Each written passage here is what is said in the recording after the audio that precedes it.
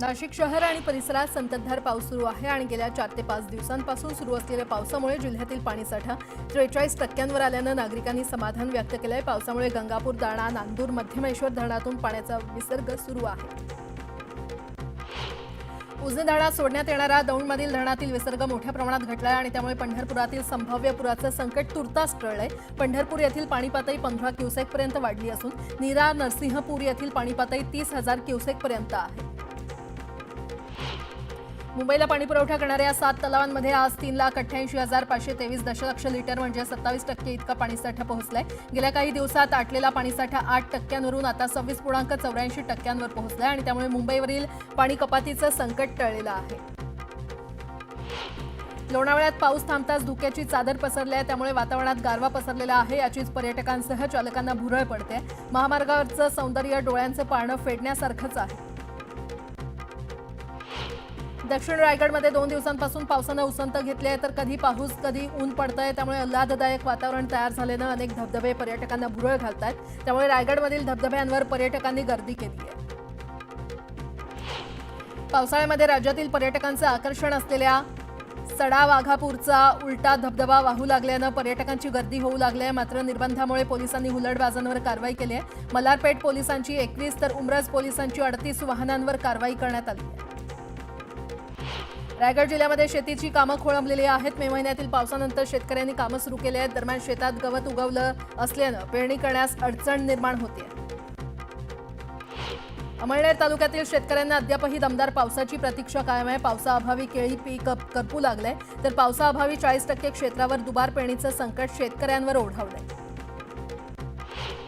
गोंदियात धान खरेदीचा प्रश्न पुन्हा ऐरणीवर आलाय। मार्केट फेडरेशन आणि आदिवासी विकास महामंडळाची धान खरेदीची मर्यादा संपल्यामुळे हजारो शेतकऱ्यांचं धान खरेदी केंद्राऐवजी घरी पडू नये, तर त्यामुळे शेतकऱ्यांमध्ये अस्वस्थता पसरलेली आहे। शासनानं तातडीनं खरेदीची मर्यादा वाढवावी आणि धान खरेदी सुरू करावी अशी मागणी होतीये।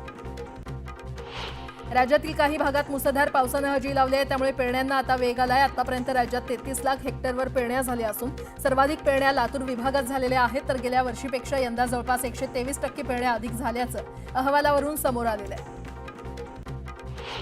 नाफेडतर्फे सुरू होणारी कांदा खरेदीची प्रतीक्षा 4 ते 5 दिवसात संपणार आहे। सुरुवातीला 1,435 रुपये भाव केंद्र निश्चित झाल्याची माहिती नाफेडचे जनरल मॅनेजर श्रीवास्तव यांनी लोकमतला दिली आहे। त्यामुळे नाफेडकडून भाव किती मिळणार याची उत्सुकता देखील आता संपलेली आहे। सोलापुरात 2 गटात तुफान हाणामारी झाली आहे। गाडीचा हॉर्न वाजवल्यामुळे किरकोळ वादातून दगडफेक करण्यात आली। यात माजी नगरसेवकाच्या मुलासह 7 जण जखमी झालेत। या प्रकरणी पोलिसांनी गुन्हा दाखल केलाय। चंद्रपूर जिल्ह्यातील राजुरा इथे महिलेच्या हत्येप्रकरणी पोलिसांनी एका अल्पवयीन मुलाला ताब्यात घेतलंय। महिला घरी एकटी असताना तिची धारदार शस्त्रानं हत्या करण्यात आली। उधारीवर सिगारेट दिले नसल्याच्या रागातून हत्या केल्याचं पोलिसांच्या प्राथमिक तपासात निष्पन्न झालंय। या प्रकरणी अल्पवयीन आरोपी विरोधात गुन्हा दाखल करण्यात आलाय। बीडमधील गावातील रस्त्याच्या कामासाठी 1 कोटी रुपयांचा निधी मिळवून देणार असं सांगत आमदार विक्रम काळे यांच्या पीएनं सरपंचाच्या पतीला 6,70,000चा गंड घातलाय। या प्रकरणी पोलिसांनी गुन्हा दाखल केलाय।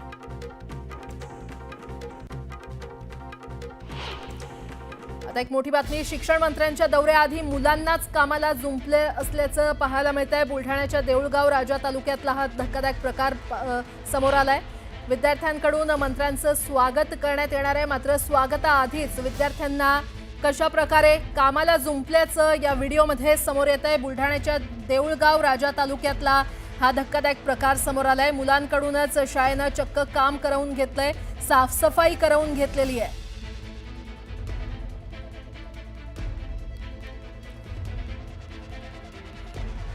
दादा भुसे यांचा बुलढाणा दौरा आहे, मात्र त्याआधीच मुलांकडून शाळेनं कशा प्रकारे साफसफाई करून घेतली किंवा कामं करून घेतले ते या दृश्यांमध्ये पाहायला मिळतंय। बुलढाण्याच्या देऊळगाव राजा तालुक्यातला हा धक्कादायक प्रकार समोर आलेला आहे।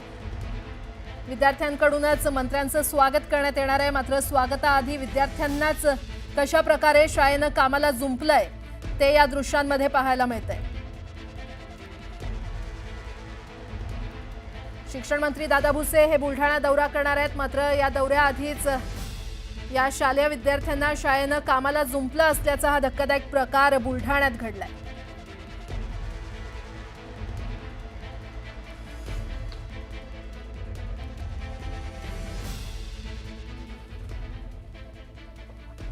दहा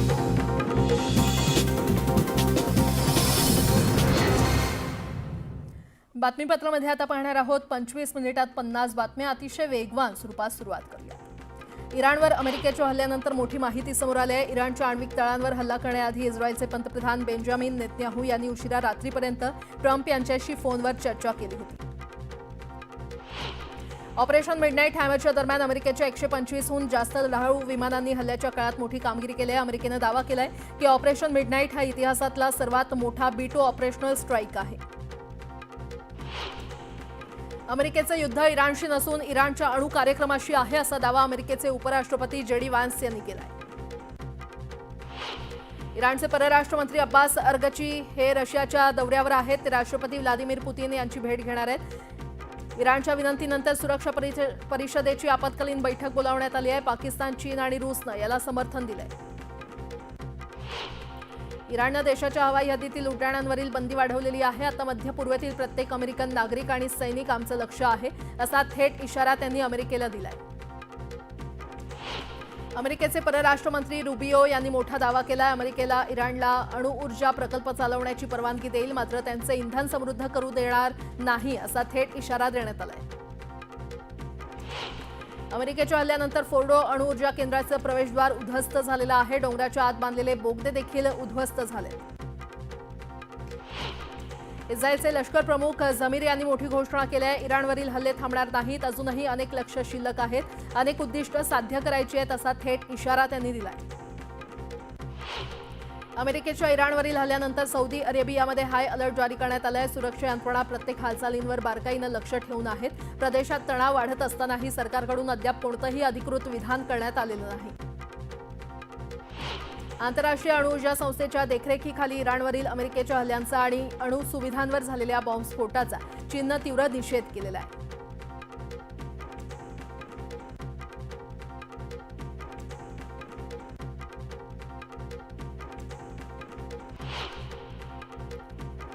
फ्रान्सचे राष्ट्राध्यक्ष मॅक्रॉन यांनी आखाती देशांशी बोलून एकता व्यक्त केली आणि इराणमधून आपल्या नागरिकांची सुटका करण्याची मागणी केली। संवाद आणि अण्वस्त्रांपासून दूर राहणं हा शांतीचा मार्ग आहे असं मॅक्रॉन यांनी म्हटलंय।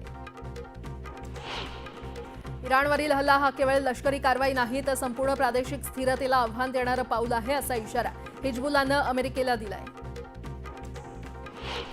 इराणच्या अणुस्थळांवर हल्ला हा आंतरराष्ट्रीय कायद्याचं उल्लंघन आहे असं विधान भारतातील इराणी राजदूत इराज इलाही यांनी केलंय। मध्य पूर्वेतील स्थिरता ही आमची प्राथमिकता आहे। इराणचा अणु कार्यक्रम आंतरराष्ट्रीय सुरक्षेसाठी एक गंभीर धोका आहे असं कॅनडाचे पंतप्रधान मार्क कार्नी यांनी वक्तव्य केलंय। इस्रायल आणि इराणमधील युद्धात आतापर्यंत 865 जणांचा मृत्यू झालाय, तर 3000हून अधिक लोक जखमी झालेत। इराणमध्ये आणखी नुकसान करण्याचं इस्रायलचं टार्गेट असल्याची माहिती समोर येते आहे। इस्रायलनं पुन्हा एकदा इराणच्या लष्करी तळांवर हल्ला केलाय। इमाम हुसेन स्ट्रॅटेजिक मिसाईल हेडक्वार्टर्ससह अनेक ठिकाणं उद्ध्वस्त केल्याचा इस्रायलनं दावा केलाय।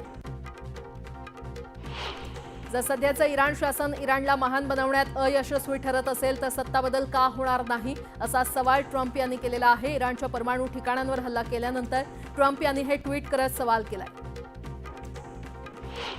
अमेरिकेच्या हल्ल्यानंतर इराणमधील फोर्डो न्यूक्लिअर साइटचे एंट्री पॉइंट नष्ट झाले। डोंगराळ भागात देखील मोठं नुकसान झालंय। तर समोर आलेल्या सॅटेलाइट फोटोमधून जमीन खचल्याचंही स्पष्ट दिसतंय। अमेरिकेच्या हल्ल्यानंतर मॉस्को इथे रशियाचे राष्ट्रपती व्लादिमीर पुतिन यांना भेटणार असल्याचे इराणचे परराष्ट्र मंत्री अब्बास अराक्ची यांनी म्हटलेलं आहे। तर दुसरीकडे अनेक देश इराणला आपली अण्वस्त्र देण्यास तयार आहेत असा दावा रशियाचे माजी राष्ट्रपती दिमित्री मेदवेदेव यांनी केलेला आहे। अमेरिकेनं इराणवर केलेल्या हल्ल्याच्या पार्श्वभूमीवर इराणनं तेल पुरवठा करणाऱ्या जहाजांसाठी अत्यंत महत्त्वाची असलेली अरुंद होर्मुझची सामुद्रधुनी बंद करण्याच्या प्रस्तावाला मंजुरी दिली आहे। यामुळे निम्म्या जगावर इंधन तुटवड्याचे आणि दरवाढीचं संकट येऊ शकतं। इराण सतत होर्मुझची सामुद्रधुनी बंद करण्याची धमकी देत आहे। या पार्श्वभूमीवर भारतानं एक मोठं पाऊल उचललंय। भारतानं मध्य पूर्वेतील पुरवठादारांऐवजी रशिया आणि अमेरिकेतून जास्त तेल आयात करणं सुरू केलंय। अमेरिकेनं इराणच्या 3 अणुकेंद्रांवर हवाई हल्ले केले आहेत। यानंतर इराणची अणु ठिकाणं पूर्णपणे उद्ध्वस्त झाली आहेत असा दावा डोनाल्ड ट्रम्प यांनी केलाय। दरम्यान या कारवाई अंतर्गत इराणवर हा हल्ला करण्यात आला। त्या कारवाईला मिडनाईट हॅमर असं नाव देण्यात आलं। उत्तर प्रदेशातील बुलंदशहरमध्ये गुंडांनी 2 तरुणांना मारहाण केली। या मारहाणीचा व्हिडिओ सोशल मीडियावर व्हायरल झालाय। हरियाणाच्या जिंदे येथील दरोडा आणि खंडणी प्रकरणातील आरोपी नसीबला अटक करण्यात आलेली आहे. त्याच्याकडून पिस्तूल आणि स्कूटी जप्त करण्यात आली आहे. झारखंडमधील जामतारा इथे तांदळानं भरलेला ट्रक पलटी झाला. यावेळी गावकऱ्यांनी तांदूळ लुटण्यासाठी स्पर्धा सुरू केली. याचा व्हिडिओ सध्या चांगलाच व्हायरल होतोय.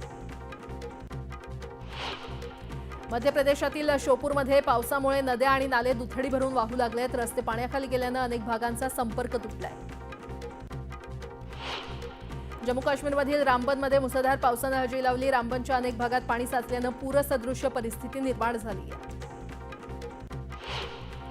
कोपरगावच्या सोहळ्यात सुजय विखेंना आपल्या पराभवावर त्यांनी टिप्पणी केली आहे. दुग्ध विकास खातं क्लिष्ट असून लोकसभेच्या निवडणुकीत सॉफ्टवेअर हँग झाल्यानं लोकांनी मला हँग केलं. नंतर सगळं सुरळीत झालं, मात्र तोपर्यंत वेळ निघून गेली होती, असं विधान त्यांनी केलं. राज्यात शालेय शिक्षण अभ्यासक्रमात तिसऱ्या भाषेवरून वाद सुरू आहेत. हिंदी भाषा सक्तीवरून राजकीय घमासान सुरू आहे. केंद्र सरकारनं थोपलेल्या त्रिभाषा सूत्रीमुळे राज्यात मराठी भाषा विरुद्ध हिंदी भाषा असा संघर्ष उभा झालाय. मनसे अध्यक्ष राज ठाकरे यांनी थेट सत्ताधाऱ्यांना हिंदी भाषा सक्तीच्या शिक्षणाच्या विरोधात इशाराच दिलाय. त्याच पार्श्वभूमीवर राज्य सरकारनं त्रिभाषा सूत्रासंदर्भात बैठक बोलावली आहे. मुख्यमंत्र्यांच्या निवासस्थानी या बैठकीचं आयोजन करण्यात आलंय. आजपासून हिंदी सक्तीविरोधात मनसे आंदोलन सुरू करणार आहे. राज्यभरातील शाळांच्या बाहेर पालकांच्या सह्यांची मोहीम मनसेकडून राबवली जाणार आहे. मुख्यमंत्री देवेंद्र फडणवीस हे 20 जून रोजी धरणगाव दौऱ्यावर होते आणि या दौऱ्याप्रसंगी मुख्यमंत्र्यांच्या स्वागतासाठी लावण्यात आलेल्या बॅनरमध्ये राष्ट्रवादीच्या नेत्यांना स्थान देण्यात आलं नव्हतं. यावरून राष्ट्रवादीनं नाराजी व्यक्त केली आहे. माळेगाव कारखान्याच्या निवडणुकीसाठी रविवारी मतदान प्रक्रिया पार पडली. कारखान्याच्या निवडणुकीमध्ये एकूण 4 पॅनल आणि अपक्ष यांच्यामध्ये लढत होती. त्यासाठी 88.48% उच्चांकी मतदान झालं. अहमदाबादमध्ये झालेल्या विमान अपघातानंतर एअर इंडिया विमान कंपनीला मोठा फटका बसताना दिसतोय. या अपघातानंतर एअर इंडियाच्या विमानांबद्दल आणि उड्डाणांबद्दल अनेक तक्रारी येत आहेत. अशातच DGCAनं एअर इंडियाला एक गंभीर इशारा दिलाय. जर कंपनीच्या उड्डाण प्रक्रियेमध्ये अनियमितता सुरू राहिली तर एअरलाईनचा परवाना निलंबित केला जाऊ शकतो किंवा तो रद्दही केला जाऊ शकतो, असा थेट इशारा देण्यात आलाय. यंदा गणेशोत्सव 27 ऑगस्टला सुरू होणार आहे. या पार्श्वभूमीवर कोकण रेल्वेच्या नियमित गाड्यांसोबतच विशेष गाड्यांच्या आरक्षणाला 23 जूनपासून सुरुवात होते. प्रवाशांची वाढती संख्या पाहता मध्य रेल्वे आणि कोकण रेल्वे मार्गावर यंदाही 250 पेक्षा अधिक गणपती विशेष गाड्या धावणार आहेत. शिर्डी साई मंदिरात महत्त्वाच्या व्यक्तींना दर्शन घेण्यासाठी दिवसभरात केव्हाही दर्शन रांग थांबवावी लागत होती आणि यामुळे रांगेतील सामान्य भक्तांना त्रास सहन करावा लागत होता. परिणामी संस्थांच्या तदर्थ समितीनं VIP दर्शनासाठी 3 वेळा निश्चित केल्या आहेत. या ब्रेक दर्शन व्यवस्थेमुळे सामान्यांना दर्शन रांगेत तात्काळत राहावं लागणार नाही. राज्य परिवहन महामंडळाची श्वेतपत्रिका आज जाहीर करण्यात येणार आहे. परिवहन महामंडळाचे अध्यक्ष प्रताप सरनाईक यांनी श्वेतपत्रिका काढण्याचे आदेश एप्रिल महिन्यात दिले होते. त्यानुसार आता ती जारी करण्यात येणार आहे. महामंडळाची आर्थिक स्थिती आणि समजून घेण्यासाठी ही श्वेतपत्रिका महत्त्वाची ठरणार आहे. चीननं दुर्मिळ चुंबकाच्या निर्यातीवर लादलेल्या निर्बंधामुळे देशातील ऑडिओ इलेक्ट्रॉनिक्स क्षेत्रातील 21,000हून अधिक नोकऱ्या धोक्यात आहेत, असा इशारा उद्योग संस्था अल्सिनानं सरकारला दिलाय. मध्य रेल्वेची पावसाळ्यापूर्वीची सगळी कामं पूर्ण झाली आहेत. रुळांवर पाणी साचणाऱ्या ठराविक स्थानकांवर आणि ठिकाणांवर रेल्वेनं पंप बसवलेले असले तरी काही ठिकाणी अजूनही पाणी साचतं, असं प्रवाशांचं म्हणणं आहे. गणेशोत्सवासाठी पेणमधून तब्बल 44,000 गणेश मूर्ती परदेशात रवाना झालेल्या आहेत. तर 2 दिवसांपूर्वी अखेरची 5,000 मूर्तींची खेप पाठवली आहे. अमेरिका, इंग्लंड, न्यूझीलंड, थायलंड आणि मॉरिशस या देशात प्रामुख्यानं मूर्ती पोहोचल्यात. DN नगर ते दहिसर पूर्व मेट्रो 2A आणि अंधेरी पूर्व ते दहिसर पूर्व मेट्रो 7 या मार्गिकेवर प्रवाशांकडून डिजिटल तिकिटाचा वापर वाढला असून 18 जून रोजी एका दिवसात तब्बल 65% प्रवाशांनी व्हॉट्सअप तिकीट काढून प्रवास केल्याचं समोर आलंय. राज्यातील शाळा सुरू झाल्यावर शालेय विद्यार्थ्यांसाठी गणवेश, बूट आणि पायमोजे यासाठी शालेय शिक्षण विभागानं 53 कोटी रुपयांचा निधी वितरित केलाय. त्यामुळे यंदाचं शालेय शिक्षणाचं साहित्य विद्यार्थ्यांपर्यंत प्रत्यक्ष पोहोचण्यास विलंब होण्याची चिन्ह आहेत. नाशिक सिंहस्थ कुंभमेळ्याच्या पार्श्वभूमीवर रस्ते सुविधा आवश्यक रस्त्यांची निर्मिती केंद्रीय रस्ते वाहतूक मंत्रालयामार्फत करण्यास केंद्रीय रस्ते वाहतूक मंत्री नितीन गडकरी यांनी मान्यता दिली आहे. याबाबत लवकरच DPR करून निधी उपलब्ध केला जाईल, असा निर्णय घेण्यात आलाय. पुण्यामध्ये वारीच्या काळात येणाऱ्या वारकरी आणि प्रवासी यांनी अडचणी त्यांना येऊ नये यासाठी मेट्रोच्या मार्ग 1 आणि 2 या लाईनवर अतिरिक्त 130 फेऱ्या चालवण्यात आल्या. याचा फायदा मेट्रो आणि वारकऱ्यांना झाला असून शहरातून तब्बल 3,19,000 नागरिकांनी मेट्रोमधून प्रवास केला. लोकलमध्ये सुरक्षितता वाढवण्यासाठी मध्य आणि पश्चिम रेल्वेनं आता मोटरमन केबिनमध्ये सीसीटीव्ही कॅमेरा बसवण्याचं काम सुरू केलंय. सध्या मध्य रेल्वेच्या 25 लोकलमध्ये 50 सीसीटीव्ही यंत्रणा बसवलेल्या आहेत. आणखी 15 लोकलसाठी 30 यंत्रणा ऑर्डर करण्यात आल्या आहेत. राज्य परिवहन विभागानं ई बाईक टॅक्सी सेवेसाठी तयार केलेल्या नियमावलीवर नागरिकांनी 85 सूचना हरकती नोंदवलेल्या आहेत. त्यात ई बाईक टॅक्सी सेवा सुरू करू नका अशी मागणी करण्यात आली आहे. या हरकती सूचना सरकारकडे पाठवलेल्या आहेत.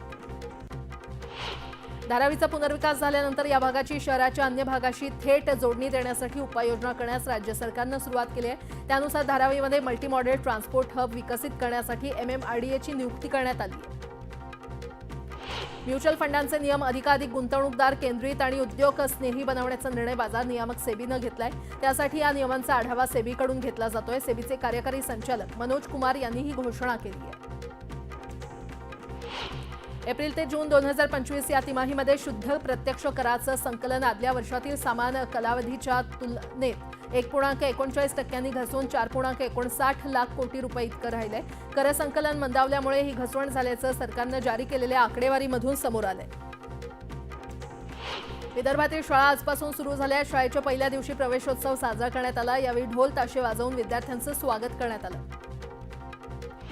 अकोला जिल्ह्यामध्ये अवैध वीटभट्ट्या सुरूच आहेत असा गंभीर आरोप बाळापूर येथील सामाजिक कार्यकर्ते गणेश सुरजुरसे यांनी केलेला आहे. या प्रकरणी संबंधितांवर कारवाईची मागणी करण्यात आली आहे. सोलापूर पालिकेचे आयुक्त सचिन ओंबासे यांच्या ओबीसी आणि नॉन क्रिमिलियर प्रमाणपत्रांची वैधता तपासण्याचे आदेश केंद्रीय सार्वजनिक तक्रार मंत्रालयानं दिलेत. आयुक्तांविरोधात तक्रार आल्यानं मंत्रालयानं राज्याच्या मुख्य सचिवांना पत्र पाठवलंय. आईवडिलांनी आपल्या मालकीच्या घरात राहण्याची परवानगी दिली म्हणून मुलगा आणि सून कायमस्वरूपी राहण्याचा कायदेशीर हक्क सांगू शकत नाहीत अशी टिप्पणी उच्च न्यायालयानं केलेली आहे. आईवडिलांनी परवानगी मागे घेतल्यावर त्यांना घरात राहण्याचा अधिकार उरत नाही असं मुंबई उच्च न्यायालयाच्या औरंगाबाद खंडपीठानं म्हटलंय. छत्रपती संभाजीनगरमध्ये 1800 रेशन दुकानांचं कमिशन 5 महिन्यांपासून 18 कोटी थकलेलं आहे. त्यामुळे रेशन दुकानदारांचं कमिशन वाढवावं, दर महिन्याच्या 5 तारखेला दुकानदारांच्या खात्यावर जमा करावं अशी मागणी राज्य स्वस्त धान्य दुकानदार करतायत. अहिल्यानगर जिल्ह्यातील केडगाव उपनगरात गेल्या महिन्यापासून वारंवार वीज पुरवठा खंडित होत असल्यामुळे नागरिकांचे हाल होत आहेत. विजेचा लपंडाव सुरूच असल्यानं नागरिक कमालीचे हैराण झाले आहेत. हैराण झालेल्या नागरिकांनी आंदोलनाचा इशारा दिलाय. चोपडा शहरातील विविध भागांमध्ये प्रमुख रस्त्यांचं भूमिपूजन माजी आमदार लता सोनावणे यांच्या हस्ते आणि विद्यमान आमदार चंद्रकांत सोनावणे यांच्या उपस्थितीमध्ये वाजत गाजत फटाके फोडत करण्यात आले. जळगावच्या पाळधी इथे दीनदयाल अंत्योदय योजनेअंतर्गत जिल्हा परिषद आणि उमेद यांच्या वतीनं महिला बचत गटाची वार्षिक बैठक पालकमंत्री गुलाबराव पाटील यांच्या उपस्थितीमध्ये घेण्यात आली. यावेळी नियमित कर्जफेड करणाऱ्या बचत गटांना पालकमंत्री गुलाबराव पाटील यांच्या हस्ते वाढीव कर्ज देण्यात आलं. धाराशिव शहरातील विविध भागांमध्ये परवानगी न घेता मोठ्या प्रमाणात डिजिटल बॅनर्स लावले आहेत. सार्वजनिक ठिकाणं, विजेचे खांब, चौक, झाडं आणि महत्त्वाचे रस्ते हे बॅनरबाजीनं व्यापले गेले असल्यानं नगरपालिकेचं याकडे दुर्लक्ष होत असल्याचं दिसून आलंय. परिणामी वाहतुकीवर आणि नागरिकांच्या सुरक्षिततेवर प्रश्नचिन्ह निर्माण झालंय. लातूर जिल्ह्याच्या औसा तालुक्यातील शिवारात बिबट्या आढळून आला. बिबट्याच्या हल्ल्यात 2 जनावरं दगावली असून परिसरात भीतीचं वातावरण पसरलंय आणि त्यामुळे प्रशासनानं गावात दवंडी देऊन ग्रामस्थांना आणि शेतकऱ्यांना सतर्क राहण्याचं आवाहन केलंय. यासोबतच इतरही काही महत्त्वाच्या बातम्या आपण पाहणार आहोत. तुर्तास एक छोटासा ब्रेक घेऊन लगेचच परत येतोय. पाहत रहा न्यूज 18 लोकमत.